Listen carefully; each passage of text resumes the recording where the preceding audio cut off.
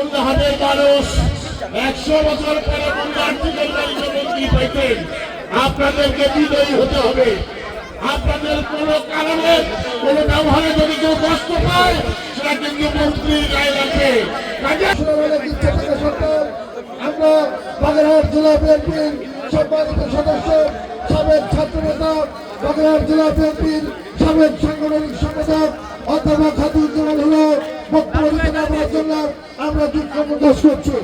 এ পর্যায়ে অনুষ্ঠানে একটু ব্যতিক্রম ঘটিয়ে এ পর্যায়ে বক্তব্য রাখবেন আজকের অনুষ্ঠানের সম্মানিত সভাপতি মোল্লাহাট উপজেলা বিএনপির নির্বাচিত সভাপতি জননেতা জনাব শেখ হাফিজুর রহমান।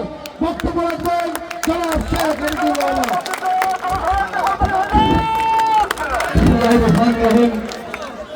বক্তব্য দিয়ে সময় নষ্ট করবো না। আজকে আমাদের সন্তান কারোর রক্তের সাথে সম্পৃক্ত, কারোর ভাই, কারোর ভাইপো, কারোর চাচা, আমাদের মাঝে শেখ রবিউল আলম, যিনি আজকে এই মন্ত্রী, বাংলাদেশ গণপ্রজাতন্ত্রী সরকারের মাননীয় মন্ত্রী, আজকে আপনাদের মাঝে এসে উপস্থিত হয়েছেন।